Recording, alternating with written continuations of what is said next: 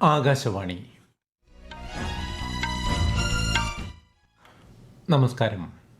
വാർത്തകൾ വായിക്കുന്നത് ഉദയൻ കിളിയന്നൂർ.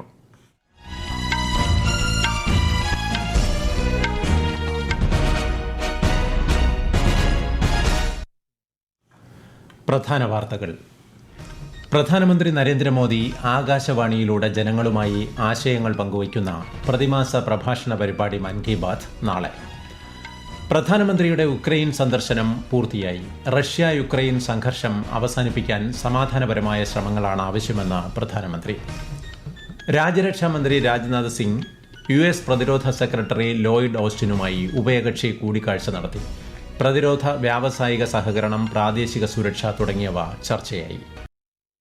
നേപ്പാൾ ബസ് അപകടത്തിൽ മരിച്ചവരുടെ മൃതദേഹങ്ങൾ നാട്ടിലെത്തിക്കുന്ന നടപടികൾ ഏകോപിപ്പിക്കുന്നതിനായി കേന്ദ്ര സഹമന്ത്രി രക്ഷാ ഖഡ്സെ കാഠ്മണ്ഡുവിൽ. ദുരന്തത്തിൽ രാഷ്ട്രപതി, പ്രധാനമന്ത്രി തുടങ്ങിയവർ അനുശോചനം രേഖപ്പെടുത്തി. വയനാട്ടിലെ ദുരന്തബാധിത പ്രദേശത്തെ സ്കൂളുകൾ സെപ്റ്റംബർ 2 തുറക്കുമെന്ന് മന്ത്രി കെ രാജൻ. അന്താരാഷ്ട്ര ക്രിക്കറ്റിൽ നിന്ന് വിരമിക്കൽ പ്രഖ്യാപിച്ച ശിഖർ ധവാൻ. വാർത്തകൾ വിശദമായി. പ്രധാനമന്ത്രി നരേന്ദ്രമോദി ആകാശവാണിയിലൂടെ രാജ്യത്തെ ജനങ്ങളുമായി ആശയങ്ങൾ പങ്കുവയ്ക്കുന്ന പ്രതിമാസ പ്രഭാഷണ പരിപാടി മൻ കി ബാത്ത് നാളെ രാവിലെ 11 മണിക്ക്. പരിപാടിയുടെ 113ാം പതിപ്പാണിത്.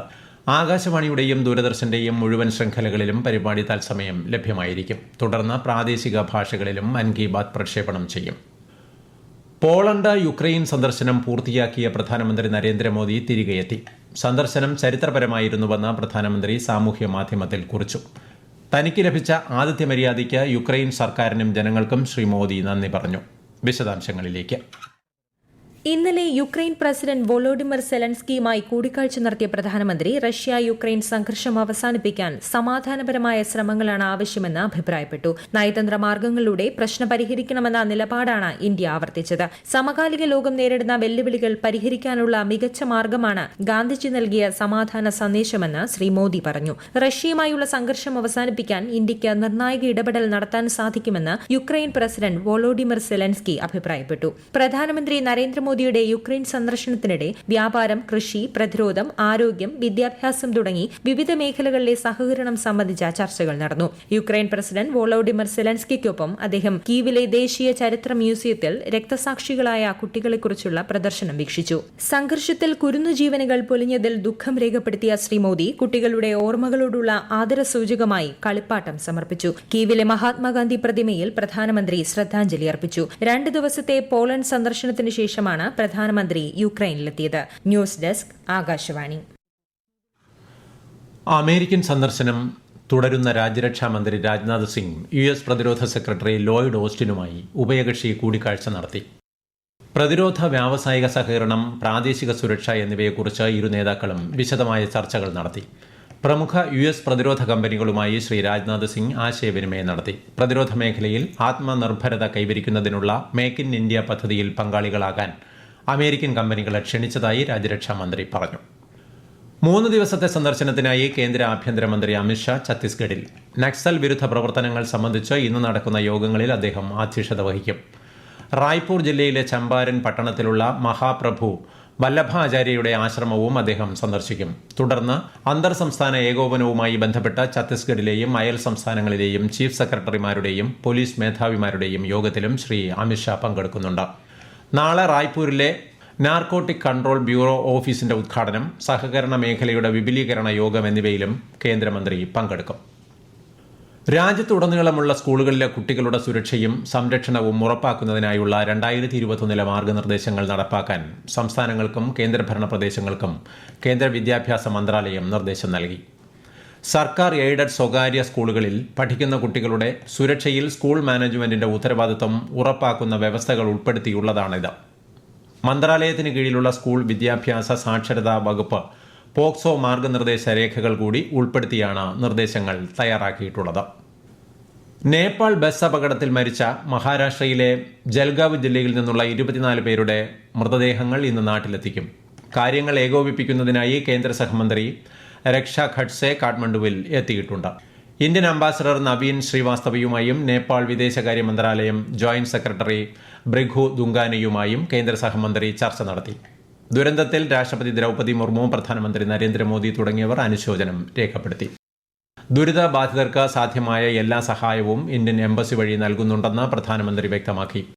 ഇന്ത്യയിൽ നിന്നുള്ള യാത്രക്കാരുമായി വന്ന ബസ് നേപ്പാളിലെ പൃഥ്വി ഹൈവേയിൽ ഇന്നലെയാണ് അപകടത്തിൽപ്പെട്ടത്. 3 ബസ് ജീവനക്കാർ ഉൾപ്പെടെ 27 പേർക്ക് അപകടത്തിൽ ജീവൻ നഷ്ടമായി. ഈ വാർത്തകൾ ആകാശവാണിയിൽ നിന്ന്.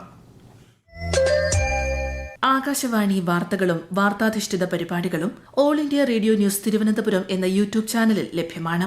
കൂടുതൽ വാർത്തകൾക്കായി @AllIndia Radio News തിരുവനന്തപുരം എന്ന ഫേസ്ബുക്ക് പേജും @ARNews_TVM എന്ന എക്സ് ഹാൻഡിലും സന്ദർശിക്കാം. വയനാട്ടിലെ ദുരന്തബാധിത പ്രദേശത്തെ സ്കൂളുകൾ സെപ്റ്റംബർ 2 തുറക്കുമെന്ന് മന്ത്രി കെ രാജൻ. ദുരിതാശ്വാസ ക്യാമ്പുകൾ ഇന്നത്തോടെ പൂർണ്ണമായി അവസാനിക്കും. ഉരുൾപൊട്ടൽ നാശനഷ്ടങ്ങളെക്കുറിച്ചുൾപ്പെടെ കേന്ദ്രത്തിന് ഈ മാസം 18 വിശദമായ മെമ്മോറാണ്ടം സമർപ്പിച്ചതായി മന്ത്രി പറഞ്ഞു. 1800-233-0221 എന്ന നമ്പറിൽ ദുരിതബാധിതർക്ക് ഏത് സമയത്തും ബന്ധപ്പെടാമെന്നും അദ്ദേഹം അറിയിച്ചു. ഹേമ കമ്മീഷൻ റിപ്പോർട്ട് പുറത്തുവന്നതിനു പിന്നാലെ സംവിധായകൻ രഞ്ജിത്തിനെതിരെ ബംഗാളി അഭിനേത്രി ശ്രീലേഖ മിത്ര നടത്തിയ ആരോപണത്തിന്റെ വസ്തുത പരിശോധിക്കേണ്ടതുണ്ടെന്ന് മന്ത്രി സജി ചെറിയാൻ. സർക്കാർ ഇരകൾക്ക് ഒപ്പമാണെന്നും പരാതി തരുന്ന മുറയ്ക്ക് അന്വേഷിക്കുമെന്നും അദ്ദേഹം പറഞ്ഞു. മാധ്യമങ്ങളിലൂടെ ഉന്നയിച്ച മൊഴിയിൽ കേസെടുക്കാൻ കഴിയില്ലെന്നും മന്ത്രി വ്യക്തമാക്കി. ബംഗാളി അഭിനേത്രിയുടെ ആരോപണത്തിൽ ചലച്ചിത്ര അക്കാദമി ചെയർമാൻ രഞ്ജിത്ത് സ്ഥാനമൊഴിയണമെന്ന് പ്രതിപക്ഷ നേതാവ് V D Satheesan. Hema committee report പൂഴ്ത്തിവയ്ക്കാൻ സർക്കാർ കൂട്ടുനിന്നതായി അദ്ദേഹം ആരോപിച്ചു. റിപ്പോർട്ടിലെ കാര്യങ്ങൾ അന്വേഷിച്ച് നിജസ്ഥിതി പുറത്തു കൊണ്ടുവരണമെന്നും പ്രതിപക്ഷ നേതാവ് ആരോപിച്ചു. അന്താരാഷ്ട്ര ക്രിക്കറ്റിൽ നിന്ന് വിരമിക്കൽ പ്രഖ്യാപിച്ച് ശിഖർ ധവാൻ. ആരാധകരുടെ സ്നേഹത്തിനും പിന്തുണയ്ക്കും നന്ദി പറയുന്നതായി ധവാൻ സാമൂഹിക മാധ്യമത്തിൽ കുറിച്ചു. 2022 ഡിസംബറിൽ ബംഗ്ലാദേശിനെതിരായ ഏകദിന പരമ്പരയിലാണ് ധവാൻ അവസാനമായി ഇന്ത്യയ്ക്കായി കളിച്ചത്. 2010 മുതൽ 2022 വരെ 34 ടെസ്റ്റുകളിലും 167 ഏകദിനങ്ങളിലും 68 T20 മാച്ചുകളിലും ശിഖർ ധവാൻ ഇന്ത്യൻ ടീമിലുണ്ടായിരുന്നു. ജോർദാനിലെ അമ്മാനിൽ നടക്കുന്ന അണ്ടർ-17 ഗുസ്തി ലോക ചാമ്പ്യൻഷിപ്പിൽ 185 പോയിന്റുകളുമായി ഒന്നാമതെത്തി ഇന്ത്യൻ വനിതകൾ. 146 പോയിന്റുമായി ജപ്പാൻ 2ാം സ്ഥാനത്തും 79 പോയിന്റുമായി ഖസാക്കിസ്ഥാൻ 3ാം സ്ഥാനത്തുമാണുള്ളത്. 5 സ്വർണവും 1 വെള്ളിയും 2 വെങ്കലവുമടക്കം 8 മെഡലുകളാണ് ഇന്ത്യൻ താരങ്ങൾ നേടിയത്. ഡൂറൻ കപ്പ് ഫുട്ബോളിൽ നാളെ നടക്കുന്ന ആദ്യ സെമി ഫൈനലിൽ നോർത്ത് ഈസ്റ്റ് യുണൈറ്റഡ് ലജോങ്ങിനെ നേരിടും. ഈ മാസം 27 നടക്കുന്ന 2ാം സെമിയിൽ ബംഗളൂരു നിലവിലെ ചാമ്പ്യന്മാരായ മോഹൻ ബഗാൻ സൂപ്പർ ജയൻസുമായി ഏറ്റുമുട്ടും. ഇന്നലെ നടന്ന ക്വാർട്ടർ ഫൈനലിൽ ബംഗളൂരു FC-യോട് പരാജയപ്പെട്ട കേരള ബ്ലാസ്റ്റേഴ്സ് സെമി ഫൈനൽ കാണാതെ പുറത്താവുകയായിരുന്നു. രാജ്യത്ത് വിവിധയിടങ്ങളിൽ ഇന്നും നാളെയും അതിശക്തമായ മഴയ്ക്ക് സാധ്യതയെന്ന് കേന്ദ്ര കാലാവസ്ഥാ വകുപ്പ്.